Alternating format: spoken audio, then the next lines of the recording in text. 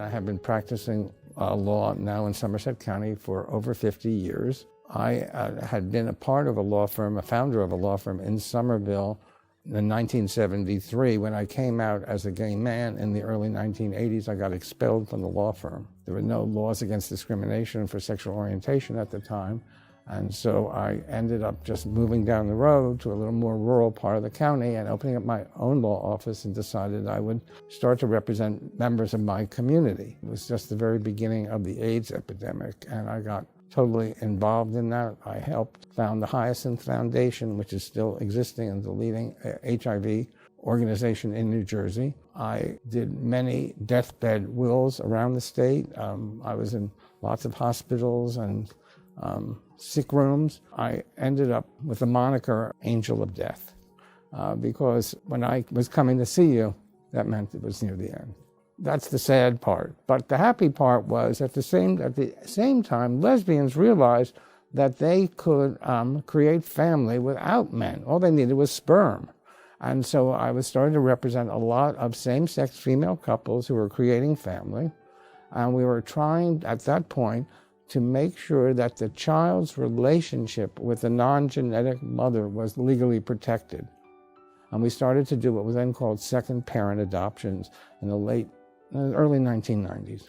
All of a sudden, family creation became a part of my practice. And I've since been doing that for 40 years, helping people create family and protect themselves.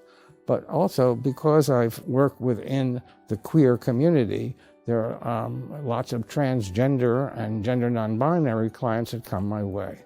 Over the last several years, I have, with my colleagues who do similar work, streamlined the process of name change.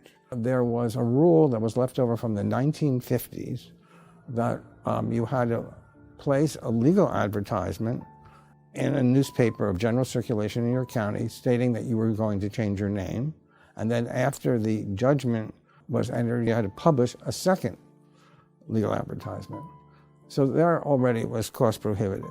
But it was also an outing of people that were being outed. Now, in this day and age, no one reads the legal ads in the Newark Star Ledger. But I've had clients, probably through legal services, in counties like Salem County, which are very rural.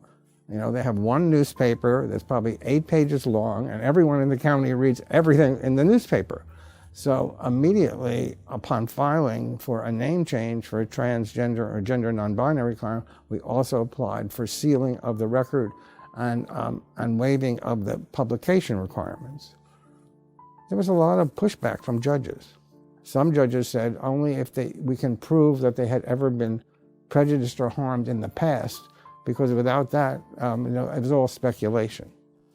Fortunately, the New Jersey Supreme Court, after we petitioned them, realized that this was an antiquated requirement, that it added costs to a process that people did not need. And when the court issued its removal of this publication requirement, it said, in recognition of all of the transgender women of color who have been murdered. So that was an impediment to name change that got made it easier. The second part was that these name changes were all a public record. So there are people who search court documents to find these things and then harass the petitioner. So we got to Supreme Court then to seal all name changes, whether you're transgender or heterosexual, cisgender, it doesn't matter. Everything is sealed. It's a private matter. So that was really a major advance. Part and parcel with this also was getting your gender marker on your birth certificate changed. So prior law said that they would only change your gender marker if you could prove through a medical certification or medical records that you had gender-affirming surgery. And a lot of my clients felt like, why do I have to cut up my body for you? I am who I am. So we got that changed too. So now it's done by self-attestation. So we have really, over the course of the last half dozen years, made this process much more user-friendly, easier and available. Knowing the difficulties that transgender and gender non-binary people have in their daily lives, it just seems so compelling to do this work. And I don't even remember how it started with legal services, but they reached out, or maybe I saw something online, and I said, I'm happy to do all the name changes and gender marker changes for your transgender and gender non-binary clients. And so I've been doing them, like 2 a month, for a bunch of years now. I don't have any clients who are more appreciative than my legal service clients for what I am doing for them. It's very hard to live a life where your identity documents call you James, but you're presenting as female or whatever, or gender non-binary, and not getting any respect or having dignity.